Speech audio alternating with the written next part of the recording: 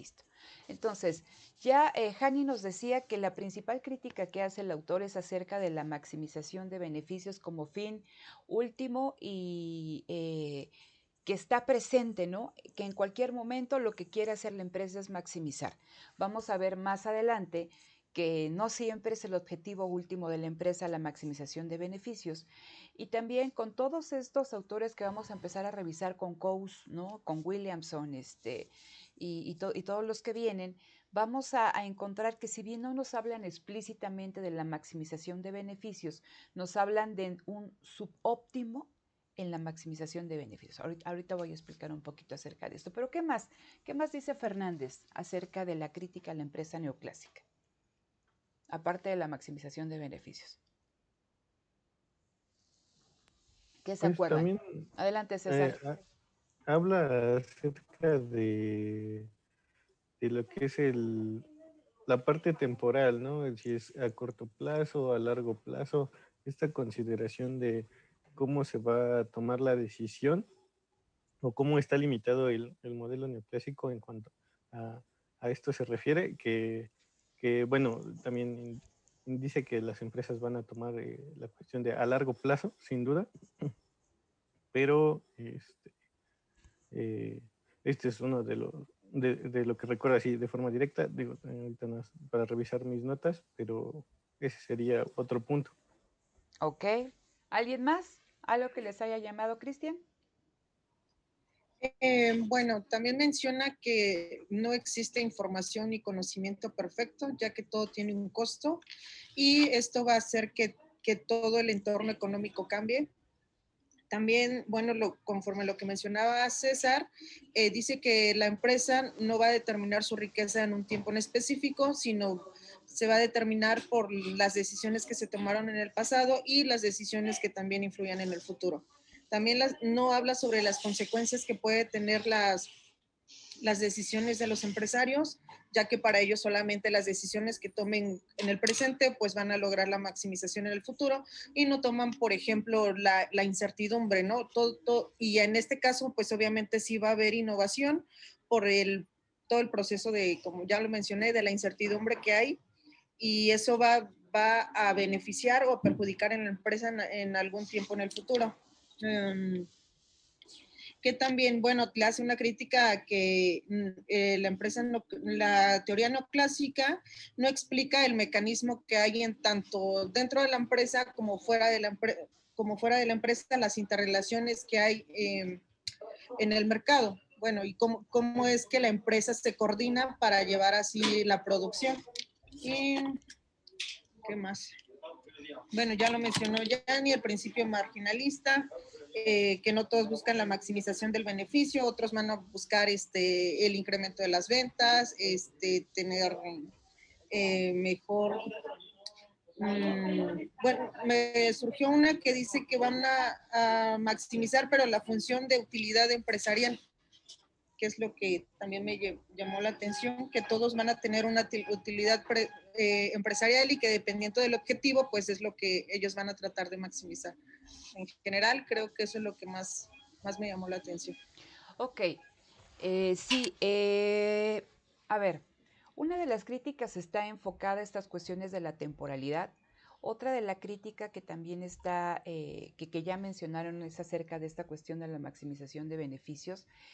Con lo que tú comentabas, Cristian, es que se asume que todos, o sea, a ver, lo veíamos la clase pasada, que estamos dotando de una calidad individual a un ente que es de hecho colectivo, que es la empresa. ¿No? Entonces estamos utilizando toda esta cuestión del individualismo metodológico para decir que hay una empresa representativa que se comporta como todas las demás y que en teoría esa empresa representativa, todos los grupos de interés dentro y fuera de la empresa tienen la misma función objetivo. Entonces, de lo que comentaba Cristian, ¿no? A ver, aquí hay críticas porque si estamos hablando, y eso lo vamos a ver cuando revisemos toda esta cuestión de la relación agente principal, estaríamos pensando que el administrador de la empresa tiene la misma función de utilidad que los dueños de la empresa, porque ojo, no quiere decir que el administrador sea el dueño, ¿no? Entonces dice, el administrador puede querer maximizar su función de utilidad y no necesariamente es la misma que la de los dueños de la empresa, ¿no? Eso les decía que lo vamos a ver más adelante con la teoría de la agencia, pero vamos a centrarnos en algo que va a ser muy importante para esta sesión de Coase. Si ustedes recuerdan, creo que en las primeras páginas hablaba de una economía de intercambio especializada. ¿Sí se acuerdan o no? ¿O ni se acuerdan? Ok. ¿Qué es una economía de intercambio especializado?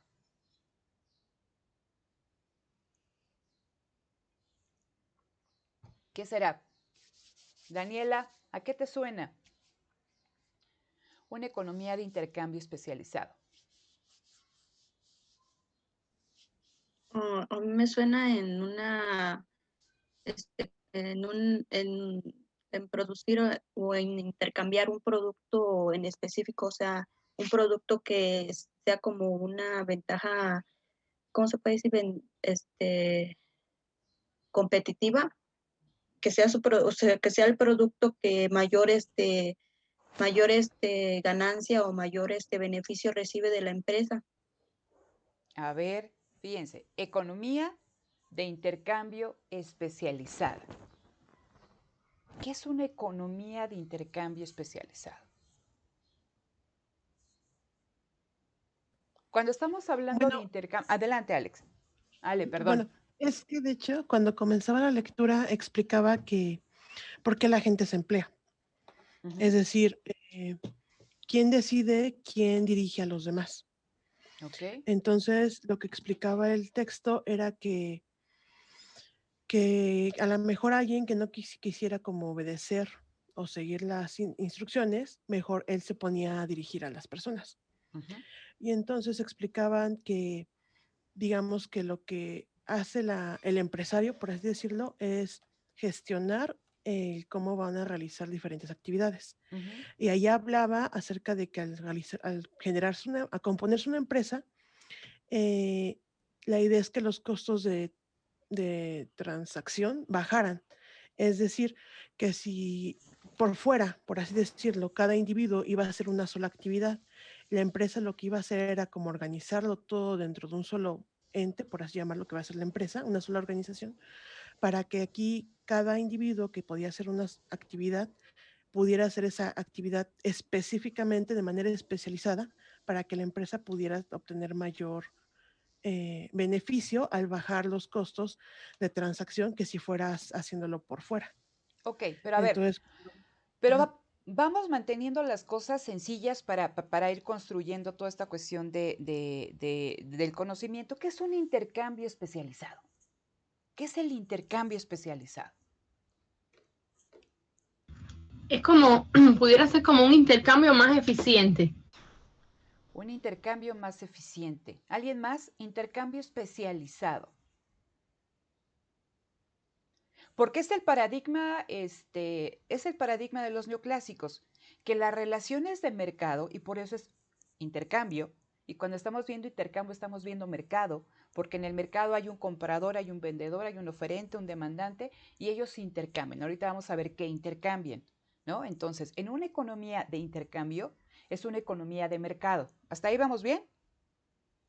Ok, entonces, pero cuando me hablan de una economía de intercambio especializado, me están diciendo que las relaciones de intercambio se deben de dar entre empresas, ¿no?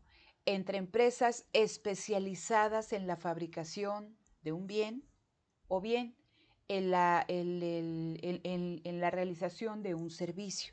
Es decir, yo les había pedido a ustedes que revisaran ahí en San Google, ¿no? ¿Cuál era la empresa característica en los años 30 en los Estados Unidos, ¿no? Porque este documento de Ronald Coase, no sé si es de 1936 o 1937, siempre me equivoco, ¿no? El de la naturaleza de la empresa, nace para tratar de dar respuesta o dar cabida a los planteamientos neoclásicos conforme a lo que se veía en la realidad. Entonces, no sé si tuvieron la oportunidad de hacerlo, si no les pido que lo hagan. Entonces, el paradigma neoclásico me dice, ¿no?, que las empresas se tienen que especializar en una actividad.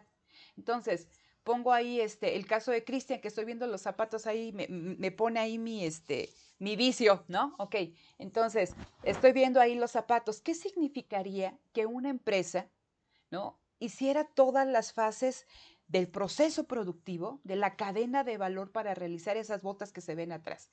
Entonces, que la empresa no solamente, o sea, tuviera dentro del grupo empresarial cuestiones de talabartería, toda esta cuestión de que le llegara el cuero, ¿no?, de que lo entintara, de que estuviera ahí las cuestiones de diseño, la producción del zapato, el embalaje del zapato, la expedición ahí comercial del zapato, etc., ¿no? Entonces, ¿qué significaría que fuera una empresa especializada? Ah, que hubiera una empresa en específico que hiciera los tacones de las botas, que hubiera una empresa en específico que hiciera las hebillas de las botas, otra empresa que hiciera los cierres, otra empresa que se dedicara a hacer la tintura, otra empresa que diera todo este tratamiento al cuero, ¿sí? Entonces, en esta economía de intercambio, estamos hablando de que están intercambiando, ¿no? Están poniéndose en relación empresas especializadas. ¿Sí se entiende esta cuestión de una economía de intercambio especializado? Y por eso cabe la lógica que decíamos, son empresas pequeñas y especializadas que comercian entre sí, que intercambian entre sí, ¿sí? Entonces, no sé si recuerdan de sus clases de economía toda esta cuestión, bueno, aquellos son economistas o si no, los demás, las lecturas de Adam Smith, que hablaba de la división del trabajo, ¿no? Y que tiene una lectura muy característica acerca de la cuestión de los alfileres, de la fábrica de alfileres. Y decía, a ver, ¿qué pasa si una persona hace todo el proceso del alfiler? ¿Cuántas cadenas o cuántas fases tiene esta producción de alfileres? Ah, bueno, es alargar el metal, cortarlo, darle la punta, hacer la cabeza, envolverlo en papel así como de China. Entonces ponían, no recuerdo cuántas fases tenía, hacer un alfiler y decía, la productividad de ese trabajador va a ser muy baja, porque en un día haciendo todas las fases del proceso puede, no sé, fabricar 50 alfileres o 100 alfileres, pero si dentro de la empresa se segmenta todo el proceso productivo y alguien se especializa, ¿no?, en hacer la cabeza, en hacer la punta, en alargar el metal, en cortarlo, la productividad se eleva gracias a la división del trabajo. Pero Smith lo veía más allá de un análisis intraempresa. Lo decía, ¿qué pasa o cómo se gana en productividad cuando dentro de una economía las empresas se especializan en cierta actividad, en cierto proceso? Por una parte, ¿no?, todo el entramado productivo se va a hacer más denso, se van a establecer cadenas productivas al interior del sistema económico y se va a ganar en productividad. ¿Por qué? Porque la productividad deriva de la especialización y entre más especializado, mayor eficiencia. Por eso estamos hablando que en este paradigma neoclásico, las relaciones de intercambio deben de darse entre empresas pequeñas y especializadas, y por eso estamos hablando de una economía de intercambio especializado. ¿Sí se entiende? Entonces, si nosotros vemos el panorama industrial de los años 30 en los Estados Unidos, vamos a encontrar que lo menos presente eran estas empresas pequeñas y especializadas. Estábamos hablando de Ford, estábamos hablando de General Motors, estábamos hablando de Chrysler, estábamos hablando de DuPont, que eran empresas enormes, ¿sí? Y no eran empresas especializadas, sino que estábamos hablando que eran verdaderos conglomerados verticalmente integrados. ¿Alguien sabe la diferencia, que espero que sí lo hayan ya visto, entre una integración vertical y una integración horizontal?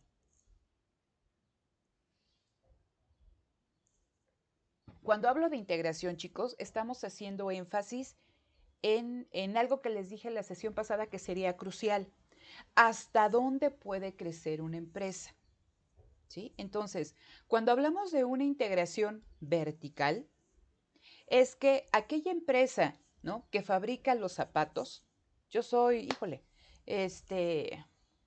no sé, Grupo Andrea, ¿no?, el que está ahí también por la UAM, ¿no? Entonces yo soy Andrea. Si yo fabrico zapatos, lo lógico es que yo me encargara únicamente de fabricar el zapato, pero no de darle el tratamiento a la piel, no de tener una empresa que se dedicara a estar desarrollando tintas, no tener un departamento de diseño, no tener un departamento de mercadotecnia, no tener quizá algunos locales para que se pudiera vender el producto. Yo únicamente en esta cuestión del intercambio especializado me tendría que estar centrando en qué, en fabricar el zapato. Cuando hablamos que la empresa integra actividades, ¿no? Una integración vertical, es que puede crecer hacia atrás o hacia adelante. ¿Qué significa hacia atrás? Cuestiones de proveeduría, que para mí es tan importante la calidad de la piel o es tan importante la calidad de la tinta que yo ya no intercambio. Es decir, imagínense, yo soy Andrea y Ale me vende la tinta, Cristian me vende la piel, Luz me vende las hebillas, ¿no? César me vende las, ¿cómo se llama? Los cierres, etc. Entonces, esa es una relación de intercambio entre empresas especializadas y el producto final es resultado, ¿no? De estos esfuerzos de cooperación individual, de una forma inconsciente porque estamos en el mercado. Pero cuando yo me integro verticalmente es que ya no le compro a Ale, ahora lo fabrico yo. Ya no le compro a Luis, perdón, a Luz, ahora lo compro yo. Ya no le compro a César, ya no le compro a Cristian, ahora lo fabrico yo.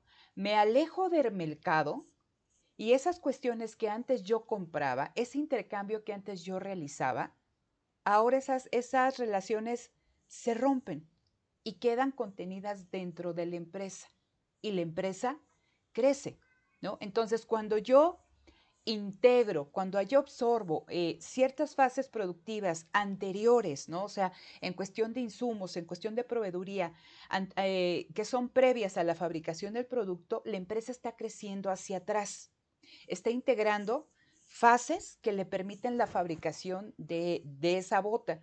¿Cómo crezco hacia adelante?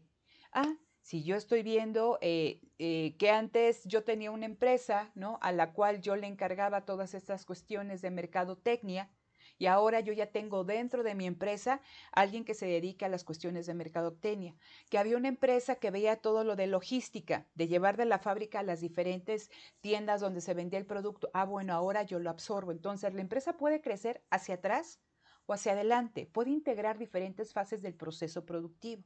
Y estamos hablando que la empresa crece. También la empresa, ¿no? Puede crecer horizontalmente. ¿Qué significa? Cuando ustedes van al pasillo del súper y van a comprar un pan de caja, generalmente ya hasta le damos el nombre, te traes un pan Bimbo. ¿Por qué? ¿Por qué está tan metido toda esta cuestión del pan de caja como pan Bimbo? ¿Por qué? Porque tiene un gran impacto en el mercado, o sea, en realidad es como que el pan más fuerte, o sea, el que fue como auge y que fue como el primero o algo así. Entonces ya como que quedó muy relacionado con nosotros eso, ¿no? O sea, es porque fue de una gran empresa. Ok, la marca está sumamente posicionada en el colectivo, ¿no? De todos los consumidores. Pero si ustedes van al pasillo del pan, van Sí. a encontrar que no solamente hay pan Bimbo, que hay un montón de marcas. Y van a encontrar Orowit, y van a encontrar Tin, y van a encontrar todo. Pero si se ponen después, ¿no? A leer en su casa, ¿no? Que el pan que compraron con otra marca que no es Bimbo, que dice Wonder, también es parte de quién.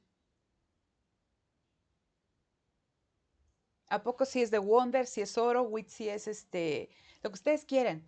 Todas las empresas, generalmente las que están vendiendo pan de caja, con unas nulas, hay salvedades o con salvedades muy pequeñas, todas son producidas por Bimbo. Entonces, ustedes compran un pan Wonder pensando que le están comprando a la competencia de Bimbo, le están comprando a Bimbo. Si ustedes compran Orowit pensando que no es Bimbo, pues es Bimbo. Entonces, la empresa también puede crecer en su mismo segmento de manera horizontal, puede ir absorbiendo empresas que similares y tiene una cobertura muy grande en ese ámbito. Entonces, esa es la empresa que se ve en 1936, 1937. Los grandes corporativos empresariales que están totalmente alejados de la pequeña empresa especializada neoclásica. Eso es lo que domina el mercado. ¿sí? Entonces, esos grandes consorcios que han integrado verticalmente y horizontalmente distintos segmentos del proceso productivo. La pregunta es, ¿por qué existen? Si lo que me dicen los neoclásicos es de que el intercambio especializado da ganancias en términos de eficiencia, de productividad, ¿cómo explico con todo el andamiaje neoclásico, con todo este instrumental neoclásico, cómo explico que sean estas empresas las que dominan el contexto industrial, el contexto productivo? ¿Sale? Entonces, eso es lo que va a dar origen a este documento de la naturaleza de la empresa de Ronald Coase. Ronald Coase, bueno, fue premio Nobel en los años 90. De hecho, Williamson es premio Nobel, después Douglas North es premio Nobel, Ostrom también, que no la vamos a revisar, es premio Nobel, ¿no? Entonces, todos estos autores que van a entrar dentro del nuevo institucionalismo económico y que los vamos a revisar, nos hablan de la importancia de las instituciones, de las leyes, de las normas y de los contratos, ¿no? En una economía, y van a decirnos que dependiendo de su calidad es que se va a dar o no se va a dar este intercambio especializado. A eso queremos llegar. Es nuestro paradigma ideal, ¿no? El intercambio entre empresas especializadas. Pero lo que vemos es lo contrario, que tenemos grandes monstruos empresariales, pues que en lugar de estar intercambiando allá afuera, hacen las cosas internamente. La pregunta es, ¿por qué? ¿Hasta aquí vamos bien?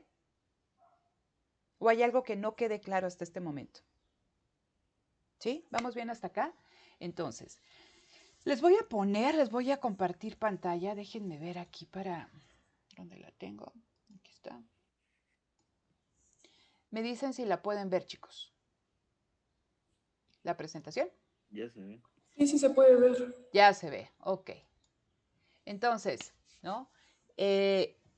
Dice aquí Coase, ¿no? Es textual todo esto aquí de la lectura que ustedes revisaron. Dice, el uso de la palabra empresa, empieza él a explicarnos, ¿no? Dice, el uso de la palabra empresa en economía puede ser distinto al uso que el hombre común da al término.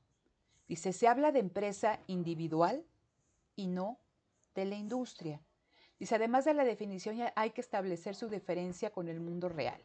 Principios manejables, principios realistas, ¿no? Dice, puede haber ramas de la teoría en los que los principios sean manejables y realistas. Ok, ¿qué es lo que nos está diciendo Coase aquí? Coase está hablando de la importancia de los conceptos.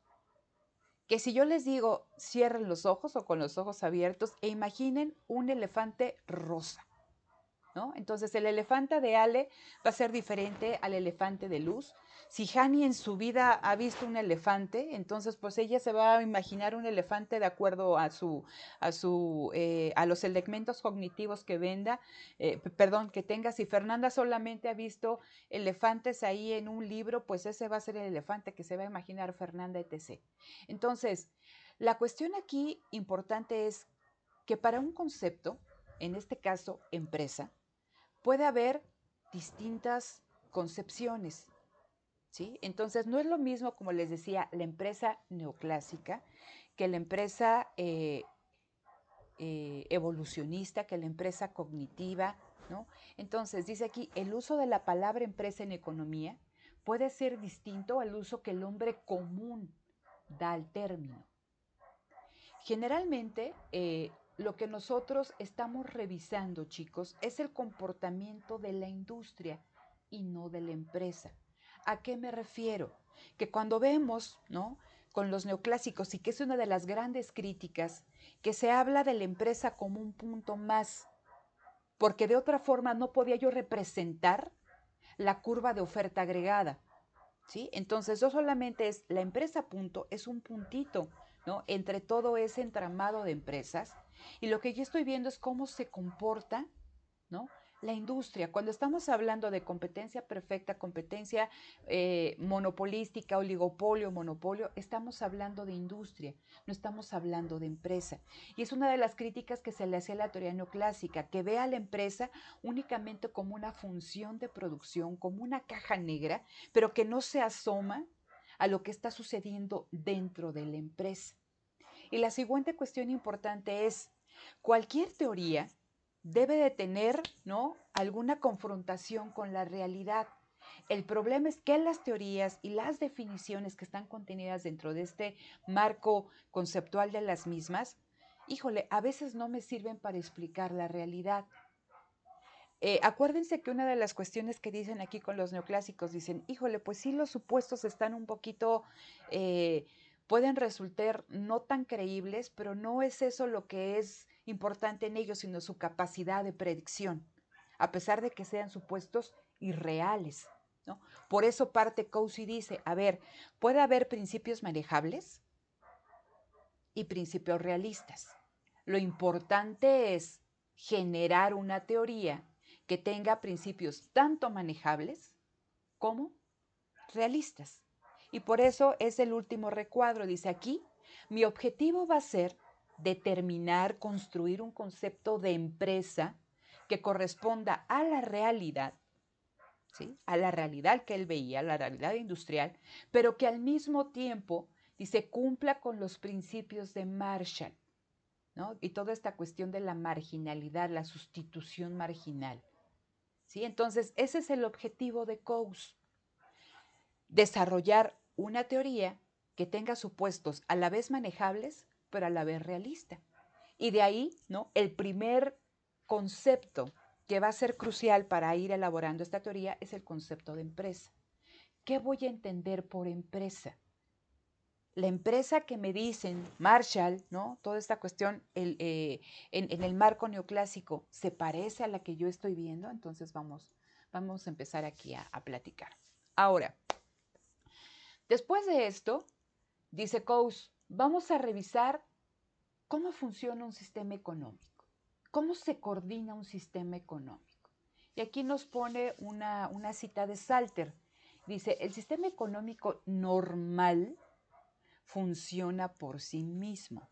Cuando estoy hablando de entonces de ese sistema económico y entre comillas normal, el paradigma neoclásico, ¿no?, que un sistema económico, cuando estamos hablando de un sistema económico estamos viendo producción, ¿no?, y circulación. ¿Cómo se llama? Oferta y demanda. Es una economía de mercado. Entonces, en este sistema económico que funciona por sí mismo, no hay ninguna autoridad central que esté, no sé, dictando cómo se tiene que comportar la demanda o cómo se tiene que comportar la oferta. Es el paradigma del laissez-faire, ¿no?, del dejar hacer, dejar pasar de los fisiócratas, que luego retoman, ¿no?, los liberales y los neoclásicos, el no hacer nada.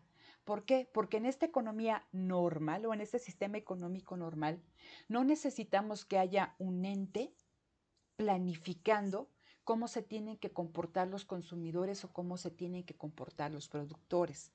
Porque el sistema por sí solo, en una economía de mercado, ajusta las necesidades humanas, ¿no?, a la oferta, ajusta la demanda a la producción. Dice, es un proceso automático, elástico y sensible. Pregunta para ustedes, en este sistema económico donde tengo oferentes y demandantes que se ponen, ¿no?, en contacto, no necesariamente en un entorno físico, nos ponemos en contacto, que es la única información que nosotros necesitamos para tomar nuestras decisiones. Ya la habíamos platicado. ¿Los precios?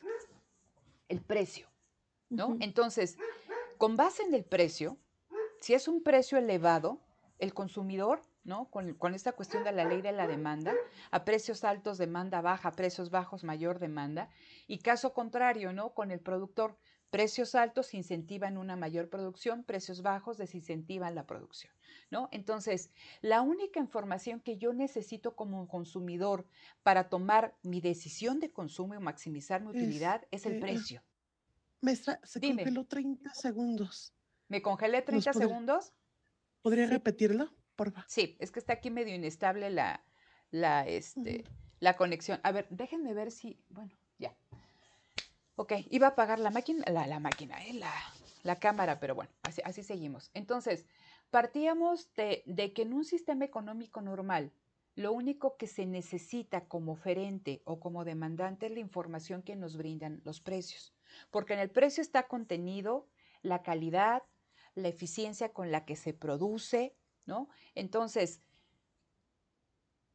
si yo soy consumidora y les decía, si yo veo un precio alto en comparación de los precios de mercado normales, pues no compra a ese productor, le compra a los que están en un rango de precio normal, ¿sí? Entonces, ese productor al cual no le estoy comprando porque su precio es alto, eso me quiere decir que es un productor ineficiente, porque su proceso productivo está dando como resultado un producto con un precio mayor que el de los demás. En esta cuestión darwiniana, ¿no? De eliminación de los ineficientes, si ese productor no baja los precios, no hace lo consecuente para bajar los precios, el resultado será que sea eliminado del mercado, ¿no? Que salga. Y entonces el mercado va a estar dominado por productores eficientes que pueden llevar una determinada cantidad de producción a precios similares. Dice, y el mercado es eficiente y beneficia a los consumidores. Entonces, ¿qué pasa en el término del productor? ¿Sí? El productor, cuando está realizando la asignación de los diferentes factores productivos, la única información que va a tomar para saber si hace mermelada de naranja, jugo de naranja o ate de naranja, es el precio de cada uno de estos productos en el mercado. ¿Qué producir? No lo determina él, lo determina el mercado. ¿En qué sentido?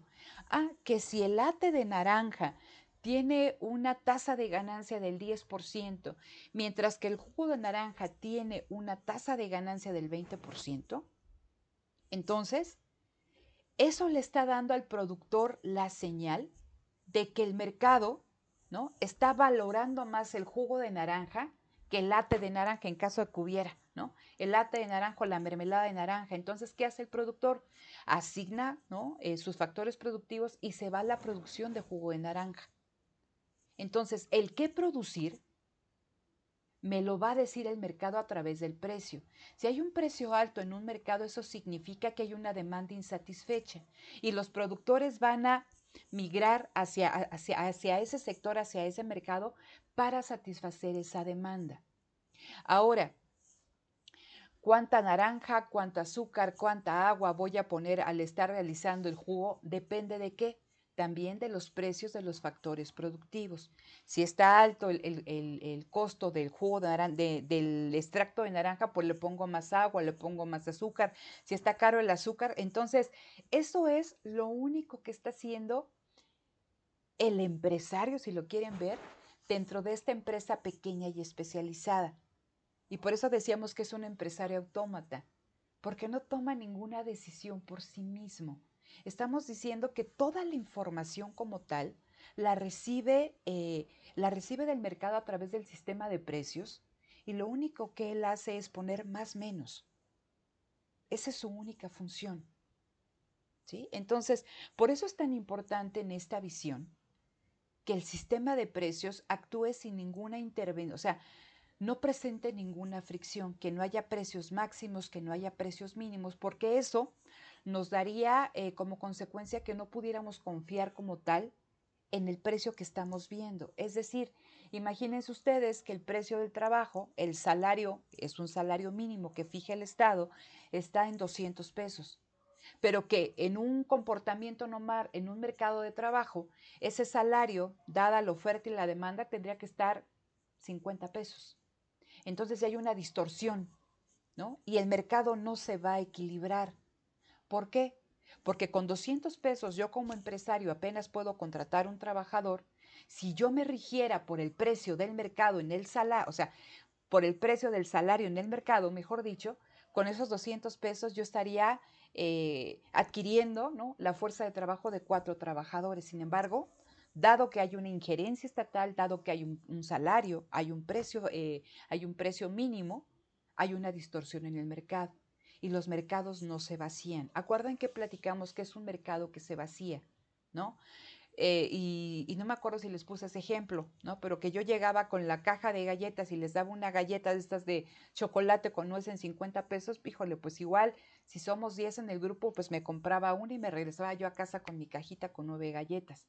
Si se las daba yo a 2 pesos, pues igual hasta me quedaba sin galletas, ¿no? Entonces, ¿qué pasa cuando estamos hablando de que los mercados se vacían? Que hay una plena concordancia entre oferta y demanda, que no hay excesos de demanda o que hay excesos de oferta, sino que ambas coinciden. Y por eso decimos que en equilibrio son Pareto eficientes. ¿Por qué? Porque uno no está mejor que el otro.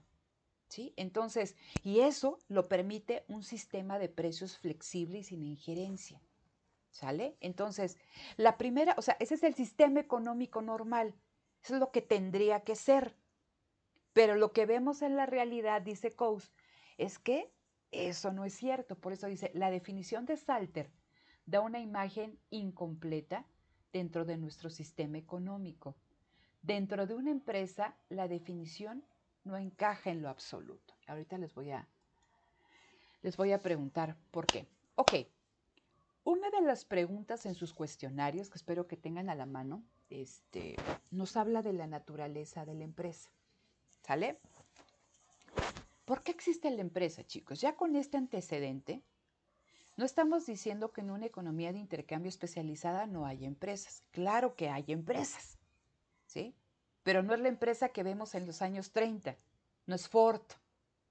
Entonces, ¿por qué existen empresas como Ford? ¿Por qué existen empresas como General Motors? ¿Por qué existen empresas como esos grandes consorcios petroleros, DuPont? ¿Por qué existe esa empresa?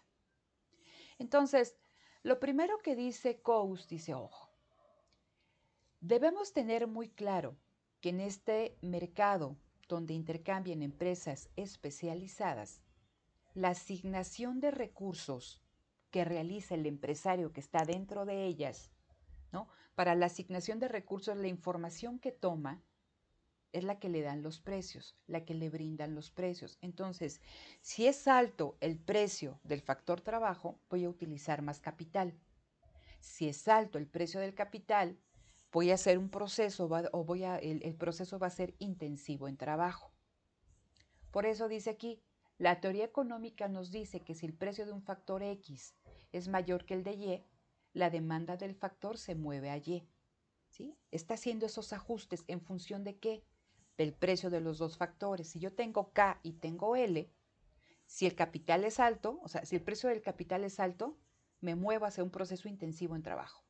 Si el precio del trabajo es alto, me muevo hacia un proceso intensivo en capital. ¿Eso qué lo determina? Los precios de los factores en el mercado. La siguiente pregunta para ustedes, ¿no? ¿Han trabajado? ¿O no han trabajado? Sí, ¿no? Ok. ¿Quién dijo que sí? A ver.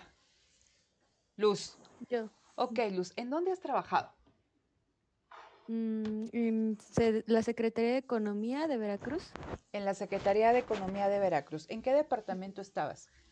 en un fideicomiso público, Ajá. en un fideicomiso que se encargaba de organizar, de dar apoyos o micro, sí, o sea, de dar microcréditos a empresarios. Ok, microcréditos empresarios. ¿Todo el tiempo estuviste en ese departamento, en esa área, o te movieron en algún momento de área, o apoyaste en algún momento? No sé. Sí, normalmente yo estaba como en administración, pero sí, sí ya tuve que apoyar otras áreas, por ejemplo, cobranza, y como manejábamos una ciudad industrial, a veces no había tanto presupuesto o tanto así, entonces también a algunos nos tocaba ir como a hacer, pues a negociar con las industrias Ok, para el... Ujú, ok, ok. Entonces, fíjate, si siguiéramos el razonamiento neoclásico, y va para ujú, todos, bueno, aquí con este ejemplo que nos da Luz, ella entró contratada para estar en un determinado departamento.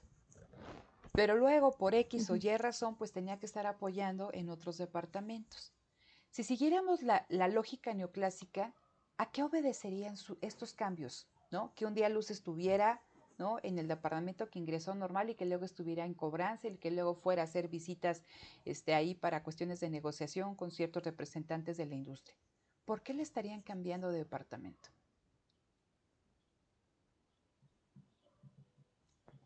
Por falta de personal. Bueno, en este caso es de apoyo por falta de personal. Pero fíjate, bajo la lógica neoclásica que dijimos aquí, yo tengo una función de producción y tengo capital y tengo trabajo. Entonces, si yo utilizo más trabajo, es porque el capital, ¿no?, se está encareciendo. Si yo utilizo más capital, es porque el trabajo se está encareciendo. La asignación del factor productivo cambia en función de qué? De cambios en el precio del factor productivo. ¿Sí? ¿Sí se entiende esta cuestión? O sea, Sí. esa es la lógica de la asignación en la empresa. Ahora, estamos hablando, aquí es la Secretaría de Economía, pero imagínense que es una empresa. Entonces, Luz ingresa a un departamento, está contratada ahí. Pero hoy le dijeron, ¿sabes qué, Luz? Te me vas a, ¿cómo se llama?, negociar con alguien que es importante en la industria. O a ver, Luz, te vas a cobranza. ¿A qué responden los cambios de puesto, ¿no?, de Luz? ¿O a qué responderían bajo la lógica neoclásica?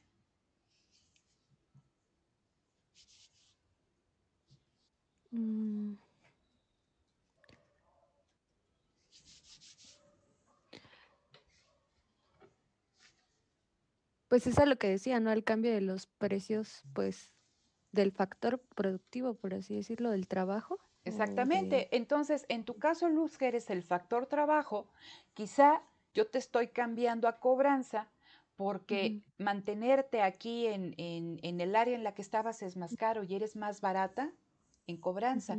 O te estoy cobrando a tesorería porque eres más barata en tesorería. La lógica sería, si seguimos este argumento neoclásico, que un día esté Luz en un departamento y que otro día esté en otro, responde a cambios en su precio, que se hace más caro un día en uno y por tanto lo reasigno en otro en el cual es más barato. Eso es lo que dice Coase. Dice, la teoría económica nos dice que si el precio de un factor, ¿no?, X es más alto que el factor Y, la demanda del factor se mueve a Y. ¿Sí? En el mundo real, si un trabajador se mueve del departamento Y al X, no se hace debido a un cambio en los precios relativos. ¿En qué precio? En el precio del trabajo, en el salario de Luz. No significa que es más barato, más bajo un día y que lo tengo que cambiar, ¿no?, a un departamento donde es más más bajo su salario. Dice, ese cambio es que alguien se lo ordenó. Alguien le dijo, ¿sabes qué, Luz? Faltó alguien, te me vas a cobranza, o ¿sabes qué? Te vas a negociar con alguien. Dentro de la empresa, chicos, y eso es lo importante aquí con Coase, dice, dentro de la empresa no opera el sistema de precios. Esto es crucial. Dentro de la empresa, la asignación de factores productivos dentro de la empresa, ¿sí?, dice, no funciona el sistema de precios. Dice, el sistema de precios funciona afuera, pero dentro de la empresa, o sea, esta empresa grandotota, dice, el sistema de precios deja de funcionar. ¿Por qué? Porque que te asignen un día a un departamento, te cambien a otro, no está en función si te encareces, ¿no?, tú como trabajador, tú como tu salario como tal. Alguien te lo ordena. ¿Y quién te lo ordena? Dice aquí el empresario coordinador. Y el empresario coordinador va a planear la asignación de recursos productivos dentro de la empresa. Él es quien coordina la producción dentro de la empresa. Dice, ojo, mientras que en el mercado no hay planeación económica, dentro de la empresa sí existe planeación económica. ¿Y quién la realiza? El empresario. Entonces empieza Coase a decir, a ver, ¿qué papel le da la teoría económica al empresario? Dice, Marshall dice que es el cuarto factor de la producción, ¿no? Clark dice que el empresario, su función es coordinar la producción. Frank Knight dice, introduce a los administradores que coordinan. Y esta es muy interesante, la de Robertson. Dice, encontramos islas de poder consciente en este océano de cooperación inconsciente. ¿Cuál es mi océano de cooperación inconsciente? El mercado. porque recuerden que ahí estamos intercambiando, estamos cooperando, querámoslo o no, ¿no? Es una cooperación inconsciente que nadie busca y que dice todos se ven beneficiados. Pero dentro de la empresa hay planeación, hay un poder consciente que se encarga de ¿qué? De coordinar y de asignar los diferentes factores productivos. Y ese poder consciente, ese coordinador de la producción es el empresario. ¿Sale? ¿Hasta ahí vamos bien? Si tienen alguna duda, díganme. Algo que no se entienda. Quité aquí la pantalla. ¿Sí se entiende, chicos, o no? Lo que hemos platicado. Sí, sí, ya está más claro. ¿Sí? ¿Alguien más, Hani? El orden lógico. Ok. ¿Alguien más? Ale, Hani, ¿vamos bien? Daniela. Me refiero a ustedes porque son los únicos que veo, pero ya vi que, bueno, Jennifer, Cristian. ¿Vamos bien? Sí, todo bien. Sí, Ok. profesor. Todo bien. Ok, Todo en bien, caso de profesor. que algo no se entienda, chicos, levanten la mano, o pueden abrir micrófono sin ningún problema, ¿no? Entonces, la siguiente pregunta es, ok, entonces ya vemos que estas empresas, dice el autor, basándose en Robertson, son islas de poder consciente, en un océano de cooperación inconsciente que es el mercado. Entonces, siguiente pregunta. Dice, si la coordinación se lleva por el mecanismo de precios, o sea, si allá afuera la asignación eficiente se logra gracias al mecanismo de precios, ¿por qué existen estas empresotas? ¿No? Entonces es simple, dice, ¿por qué es necesaria la empresa? No es que en el mercado no haya empresas, sí, es la empresa pequeña y especializada. La pregunta es, ¿por qué existe esta empresa? ¿Por qué existe Ford? ¿No? Entonces, eso es lo que va a tratar Coase de explicar, ¿no? Con el instrumental neoclásico. Entonces, dice, fuera de la empresa, en el mercado, los movimientos de precios dirigen la producción. ¿Qué es lo que les comentaba? ¿Qué producir? Donde haya precios altos. ¿Por qué? Porque eso es lo que está demandando el mercado, es lo que valoran los consumidores. Entonces, eso es lo que produzco, ¿no? ¿Cómo producirlo? Es decir, más capital o más trabajo en función de si uno de estos factores es más caro o más barato. Entonces, dice, fuera de la empresa, los movimientos de precios dirigen la producción. Dice, y esta es coordinada por las transacciones de intercambio en el mercado. Dice, pero dentro de la empresa, las transacciones se eliminan. No opera el sistema de precios, porque hay alguien que se llama el empresario coordinador, que es el que dirige de la producción. Siguiente cuestión importante y que lo deben de tener ahí grabado con cincel, ¿no? El mercado y la empresa son dos métodos alternativos de coordinación de la producción, ¿sí? Entonces, ¿cómo se puede coordinar la producción? ¿Con el mercado o con la empresa? La existencia de uno o de una no nulifica al otro. Es decir, el mercado no desaparece porque hay estas empresas enormes. Y no porque existan estas empresas enormes, el mercado o el intercambio entre empresas pequeñas y especializadas desaparece. Lo que dice el autor es que son dos métodos alternativos para coordinar la producción. ¿Sale? Entonces, primera cuestión importante, son dos métodos alternativos. Siguiente cuestión, dentro de la empresa no opera el sistema de precios. Y eso está relacionado con el otro párrafo que está ahí en rojo. Dice, la empresa reemplaza al mecanismo de precios.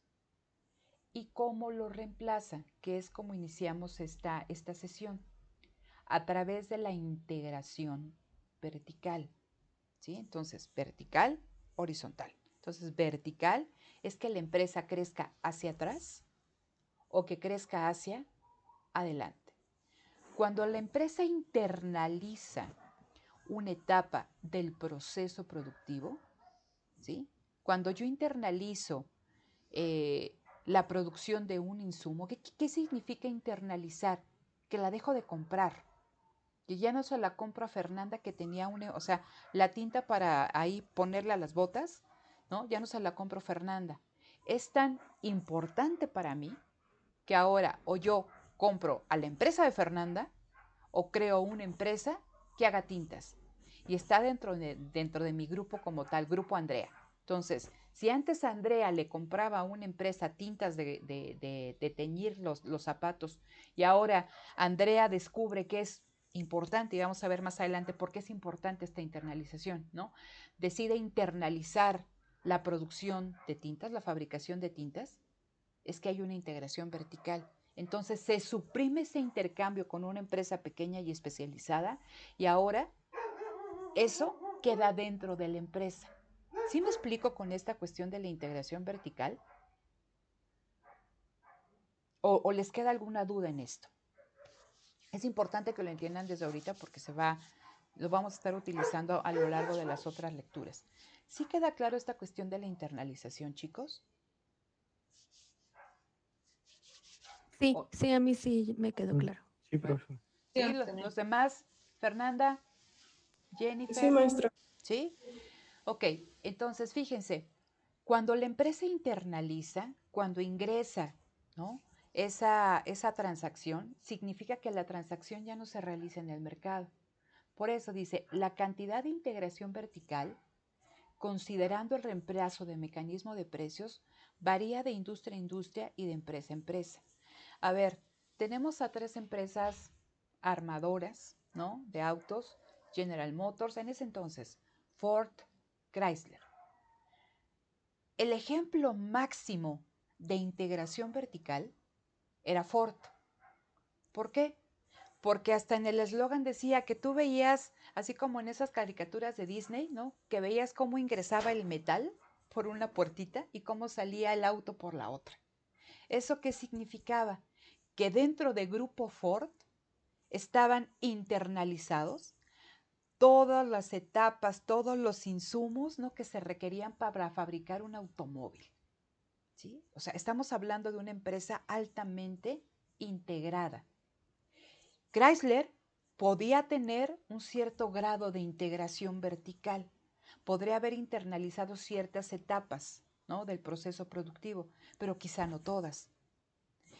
Y la internalización que también tuviera General Motors podría diferir de la de Chrysler y obviamente de la de Ford. Por eso es este párrafo, dice, la cantidad de integración vertical depende, ¿no? de la empresa, o sea, va a cambiar de empresa a empresa y de industria a industria. Hay industrias también que son sumamente integradas, puede haber otras que no, pero cuando se integra una actividad, se suprime el sistema de precios, se reemplaza el mecanismo de precios y es reemplazado por la actividad coordinadora del empresario. ¿Vamos bien? ¿Seguros? Sí, sí. Sí, es que a mí, por ejemplo, sí eso me había quedado claro, no me había quedado claro, o sea, la manera en que reemplazaba el mecanismo, o sea, sí era como que no estaba tan explícito y me costaba entenderlo, pero ya ahorita ya me quedó más claro. Súper claro, te tiene que quedar. Ok, bueno, ahorita. No, sí, ya. Ok, bueno, ahorita esperemos que quede mucho más claro. Entonces, ahí está, dice, ¿por qué surge una empresa en una economía de intercambio especializado? ¿No? Entonces, esta es una pregunta interesante. Dice, a ver, si nosotros nos vamos a los planteamientos neoclásicos, nos dicen que existe información perfecta, que existe un conocimiento perfecto, que no existen asimetrías de información, y que, o sea, y cuando estoy hablando de racionalidad perfecta, conocimiento perfecto y la no existencia de asimetrías, es que la información es conocida por todos y que el acceso a esa información y a ese conocimiento es prácticamente, su costo es nulo. Entonces no hay un costo por el uso del mecanismo de precios. Entonces, con esta idea es que Coase es la que Coase va a utilizar para decirnos por qué existe esta empresa. Dice, la razón principal de la existencia de una empresa es que existe un costo por el uso del mecanismo de precios, ¿no? Entonces, primera cuestión que le pega, ¿no? a los supuestos neoclásicos. Dice, a ver, si funcionara como tal, ¿no? toda esta cuestión de que la información está disponible y es gratuita para todos los agentes que participan en una economía de intercambio especializado, no hay otra cosa más eficiente que el mercado, ¿no? Y esta concurrencia de los Pareto óptimos, ¿no? Entonces dice, si la información estuviera disponible y no tuviera costo, si la información estuviera disponible y no tuviera costo, lo mejor es utilizar el mercado y el mecanismo de precios. Pero la cuestión importante aquí es que ni la información está disponible, ni tampoco la información es gratuita. Luego, entonces, eso es importante para explicar por qué existen estas empresas verticalmente integradas. Bajo esta lógica, dice Coase, a ver, el costo del mecanismo de precios es descubrir los precios relevantes. Pregunta para ustedes. Si ustedes son empresarios, ¿no? Y están dentro de esta empresa que nos está contando Coase, esta empresa grandotota, ¿qué son los precios relevantes? 2 minutos para pensar. Ahorita regreso.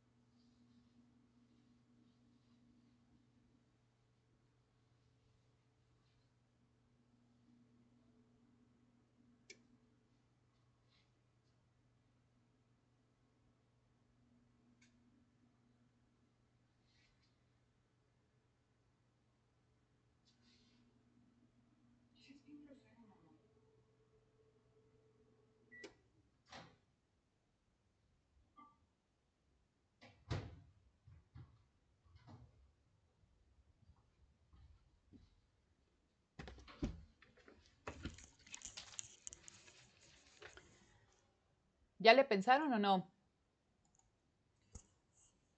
¿Qué son los precios relevantes? ¿Cuáles serían sus precios relevantes para ustedes como productores de zapatos? Pues sería, bueno, si hablamos de esta parte de los procesos que ya se internalizaron, Ajá. te interesan los que no tienes, por así decirlo, serían los más importantes, o de relevancia.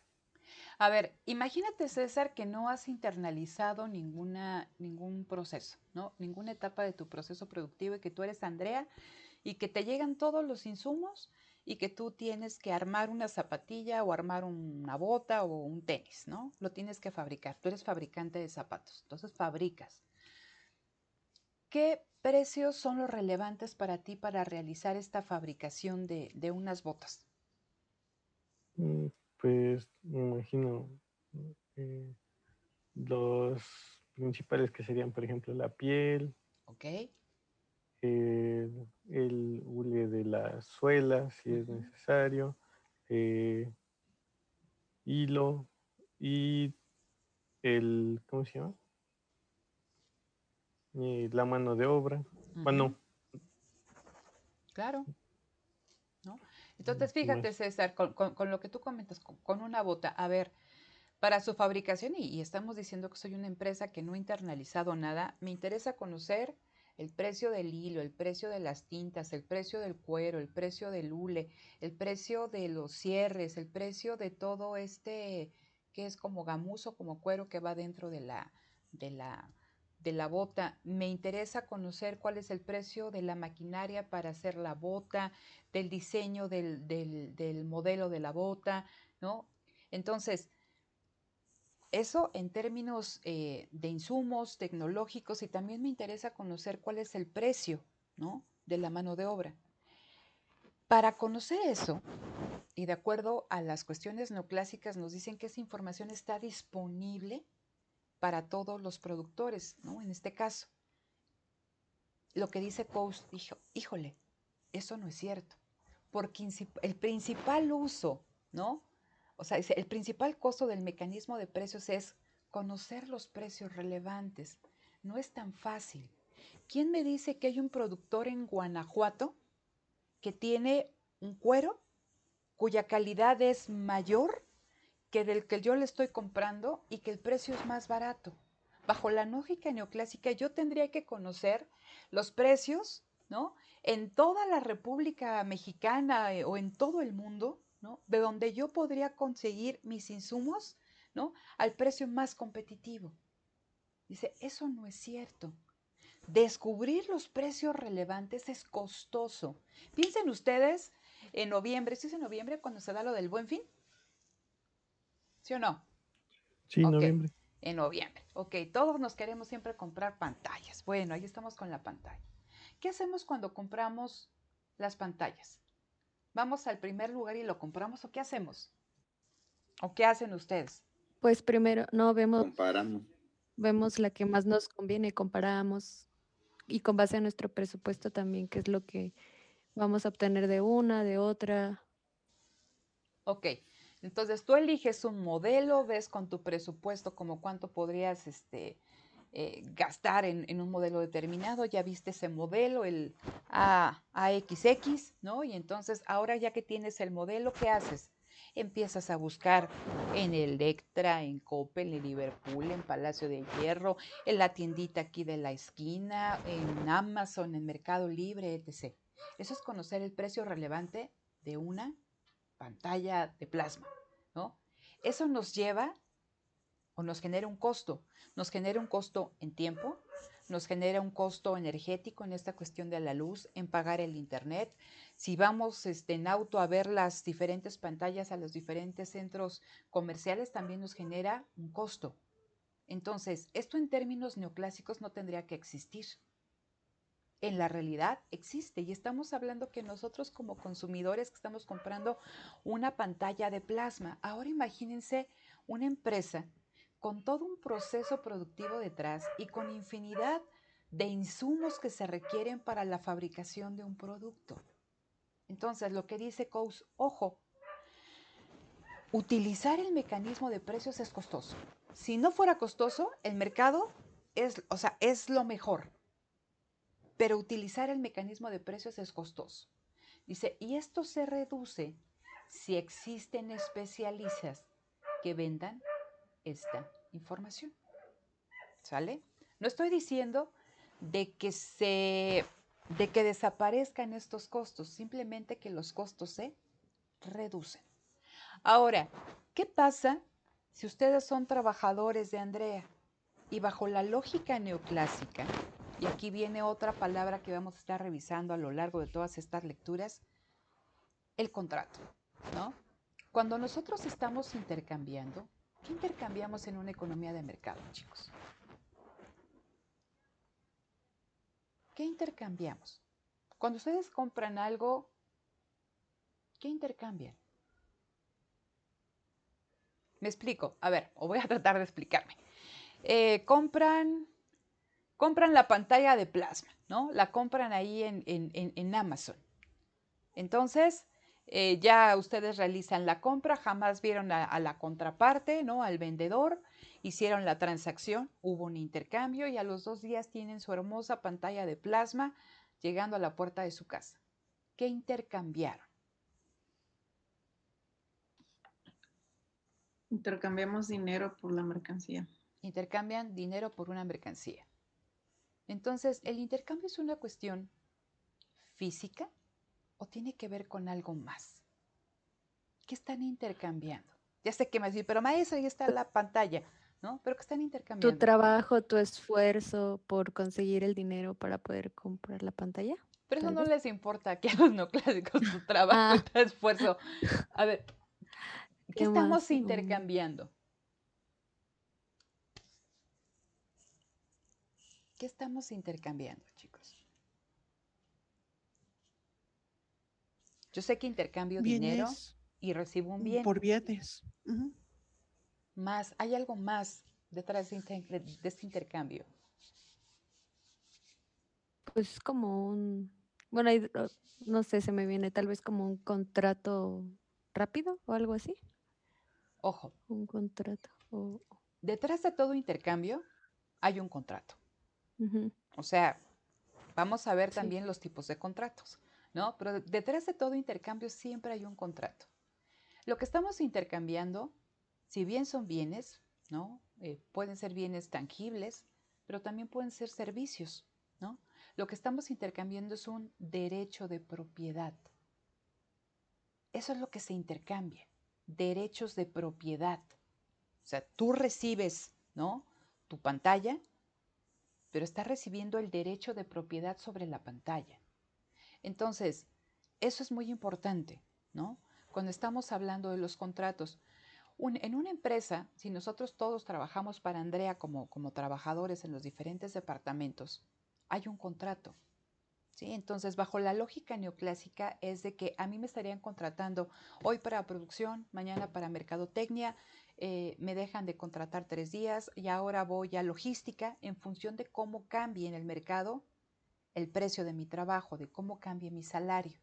Y bajo esta lógica neoclásica, los contratos se tendrían que estar signando, ¿no? Yo tendría que estar contratándome todos los días, lunes, martes, miércoles, jueves, viernes, sábado, o sea, los días que yo trabajara hay un contrato nuevo. Y eso genera costos. ¿Por qué genera costos firmar un contrato? Porque no solamente es firmar por firmar, es redactar el contrato. Y en un contrato siempre están implícitos, ¿qué, chicos? Derechos y obligaciones, ¿no? Y entonces es lo que hay antes del contrato, ¿no? La firma del contrato y posteriormente, ¿qué? Observar que todo lo que está contenido en el contrato se realice. Vigilancia, ¿sale? Entonces, siempre que hay una transacción, siempre hay un contrato. Y dice, los contratos o los costos derivados de los contratos se pueden minimizar si hay algo que se llama empresa y que en lugar de estar firmando contratos de corto plazo todos los días, se hacen contratos de qué tipo? Colectivos y de mediano y largo plazo.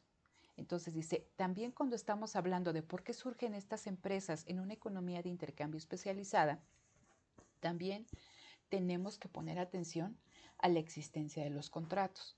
Dice, los contratos no se eliminan cuando hay una empresa, pero sí se reducen. Entonces, cuando estábamos, y acuérdense, ¿no? Estamos hablando de estos años 30. ¿Cómo se contrataban los trabajadores en Ford Motor Company? ¿Por honorarios? ¿Cómo era? ¿O cómo se imaginan? Si querían ustedes entrar a trabajar en la planta de Ohio de Ford, ¿qué tendrían que hacer? No sé si hay planta de Ford en Ohio, pero fue la primera que salió. A ver, ¿qué tendrían que hacer si quisieran ustedes en los años 30 entrar a trabajar a Ford en Ohio?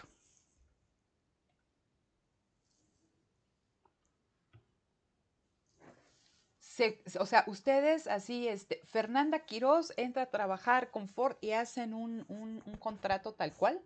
¿O cómo le haces para entrar a trabajar? Había los que cada vez están más lejanos en nuestro actual, en ¿Los de nuestro actual. confianza? No, no tanto de confianza. Ahora Los nos sindicatos, ¿no? contratamos, están los Ujú. sindicatos, ¿no? Y estamos hablando que eran los contratos colectivos de trabajo, ¿no? Entonces, tú no te contratabas así, o sea, tenías que contratarte vía un contrato colectivo de trabajo. Entonces, no eran contratos, ¿no? O sea, tú y la contraparte, no. Había un sindicato. Entonces dice, los contratos no se eliminan cuando hay una empresa, pero sí se reducen. Dice, el contrato es aquel que hace que un factor de la producción, a cambio de una remuneración, accede a obedecer las instrucciones de un empresario. Y es lo que estábamos platicando. Cuando hablamos de un contrato, se puede intercambiar un bien o podemos hablar de un servicio, pero estamos hablando de que se intercambian derechos de propiedad. ¿Sí? Entonces, a mí me llegó ¿cómo se llama? Mi pantalla, pero viene una factura, ¿no? que dice que yo pagué tanto y que tiene una garantía. Ese es un contrato. Hay un bien físico, pero me están transmitiendo la propiedad. Cuando ustedes compran un auto, hay un contrato, y en ese contrato, para que no digan de que está robado, les endosan la factura. Les están endosando ¿qué? La propiedad del bien. Lo mismo aquí. En un contrato donde se está intercambiando fuerza de trabajo, tu empleador tiene los derechos de propiedad sobre tu fuerza de trabajo bajo ciertas condiciones que están ahí implementadas en el contrato. ¿Sí? Entonces, eso es importante que ustedes lo entiendan. Sí, en un contrato, ¿no? Siempre que hay intercambio hay un contrato. Y detrás del contrato hay el intercambio de derechos de propiedad, ¿no? Entonces, con la existencia de una empresa, lo que nos dice Coase es que los contratos se reducen y obviamente los precios que derivan en torno a la contratación, que también para una empresa es más fácil conocer los precios relevantes porque pueden acceder a especialistas. Hay especialistas que se dedican a hacer la provisión de esta información y puede resultar más barato, ¿no? Y entonces, bueno, esto es, sigue diciendo toda esta cuestión del contrato, ¿no? Entonces, nos dice Coase algo que es importante. Dice, la operación de un mercado cuesta, y si se deja que cierta autoridad, un empresario, dirija los recursos, ciertos costos se ahorran. Pero siguiente cuestión aquí con palomita, y por eso está en rojo. Dice, ojo, el empresario debe de llevar a cabo la sustitución. ¿La sustitución de quién? Del mercado a menor costo. Pues si fracasa, regresa al mercado. ¿Qué significa esto? Regreso al ejemplo de las botas. Entonces, yo antes le compraba a Fernanda la tinta, internalizo esa actividad, me alejo del mercado y dentro de la empresa yo asigno los diferentes factores productivos de manera totalmente independiente a cómo se está moviendo el sistema de precios allá afuera. Pero en teoría, ¿no? Para mí como empresa debe de ser más barata la producción de la tinta que lo que me costaría realizarla en el mercado. ¿Sí se entiende esta cuestión? Entonces, imaginen, vamos a precio tal cual, al costo, ¿no? Que un litro de tinta me costara 200 pesos.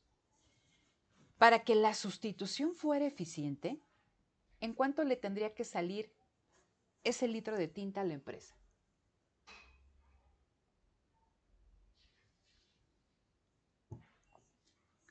Allá afuera yo puedo decirle, ¿sabes qué? Fernanda, mándame un galón de tinta, ¿no? Y va a tener un precio. Cada litro vale 200 pesos. Si yo produzco esa tinta dentro de la empresa, ¿a qué costo estaría yo esperando producirla para que fuera eficiente? Pues a menor de 200. O a 200 pesos o menos de 200 pesos. Ojo. Siguiente pregunta que va relacionada con otra que ustedes tienen ahí en el cuestionario. La diferencia entre costos de producción y costos de transacción. ¿Ok? Si yo me fijo únicamente en los costos de producción, estaría hablando, o sea, todos los costos de producción son costos que derivan del mismo proceso productivo. Insumos, mano de obra, ¿no? Cierto nivel tecnológico, etc., ¿no? Costos fijos y costos variables. Si yo estuviera únicamente considerando los costos de producción para saber si es más eficiente producirlo que comprarlo, ¿no? Imagínense que a Fernanda producirlo le cuesta 200 y a mí producirlo me cuesta 200, pues no habría como que mayor incentivo a producirlo yo que lo produciera Fernanda. Si yo produjera ese litro de tinta en 50 pesos, los costos de producción pues son más bajos, lo produzco yo. Pero hay otra cosa que son los costos de transacción, que es, ¿no?, lo que estábamos platicando. El costo por estar firmando contratos, el costo por conocer los precios relevantes. Entonces, hay costos adicionales a los costos de producción que también tengo que considerar. Imagínense que esa tinta me sale, no sé, que me dice Fernanda, ¿sabe qué? Se la puedo yo vender a 100 pesos y a mí me salen 150. Ah, se la compra Fernanda, es más barata. Pero si Fernanda no me entrega a tiempo, si la tinta viene en mal estado, ya está pasada, ¿no? Entonces, va a haber costos en términos de que no voy a cumplir yo mis estándares de producción porque la tinta no me llegó, o me llegó en menor cantidad, o me llegó en mal estado, y ahora yo tengo que establecer ahí, ¿no? Una negociación con Fernanda para que me entregue o para que me regrese el adelanto que yo le di. Entonces son costos que se añaden a los costos de producción. Y puede ser que, o sea, la pueda yo conseguir más barata en el mercado, pero todas estas cuestiones de incertidumbre, si me va a llegar, si no me va a llegar, si me va a llegar a tiempo, en la cantidad que yo quiero, con la cantidad que yo quiero, etc., pueden hacer que la empresa decida internalizar esa fase de su proceso productivo. Entonces, no solamente yo me tengo que fijar en los costos de producción, tengo que tomar atención en los costos de transacción, ¿sí? Que son costos que no derivan de la producción, sino que derivan del intercambio. ¿Sí se entiende esta cuestión, chicos? ¿A qué se refiere el concepto de costos de transacción? Por eso son costos de transacción, los costos que derivan del intercambio, de transar, ¿sí? ¿Sí se entiende? O sea, desde descubrir los precios relevantes, desde redactar un contrato, desde negociar un contrato, desde vigilar que se realice el contrato tal y como está establecido. Entonces, no solamente la empresa tiene costos de producción. Dado que no hay esta cuestión perfecta en los precios que nos dicen los neoclásicos, sino que la información es asimétrica y es costosa de identificar, hay costos de transacción. ¿Sí? Entonces, la empresa también tiene que considerar esta cuestión de los costos de transacción. Y considerando tanto costos de producción como costos de transacción, la empresa decide internalizar siempre y cuando esa sustitución del mercado se realice a un costo menor. Si fracasa la empresa, es decir, si sus costos son mayores, siempre puede regresar al mercado. Y por eso es importante, y les decía, ojo, que existen estas empresas no significa, ¿no?, que el mercado desaparece. Son mecanismos alternativos de coordinación de la producción. Siempre puedes regresar, ¿no? Siempre puedes desinternalizar y puedes regresar al mercado. Todo esto es bien interesante si lo ven en este contexto. Ojalá nos dé tiempo para revisarlo casi al final, de las cadenas globales de valor, porque estamos hablando de una desinternalización de la lógica productiva y su segmentación y su deslocalización y localización nuevamente, ¿no?, a nivel global. Entonces, es una lucha férrea contra toda esta cuestión que estábamos viendo en la década de los 30, ¿no? Entonces, siempre que la empresa decida internalizar una determinada fase del proceso productivo, es porque lo puede realizar a un costo menor, ¿no?, que lo que le implicaría estar trabajando en el mercado, ¿no? Y cuando digo un costo menor, costo de producción, pero principalmente los costos de transacción. ¿Vamos bien hasta aquí, chicos? Sí. Sí, sí. Profesora, una preguntita con respecto a esto. Dime, Fanny. Por ejemplo, los costos de producción, es más fácil que puedan igualarse que los costos de transacción. O sea, los costos de transacción como que me marcarían más la diferencia.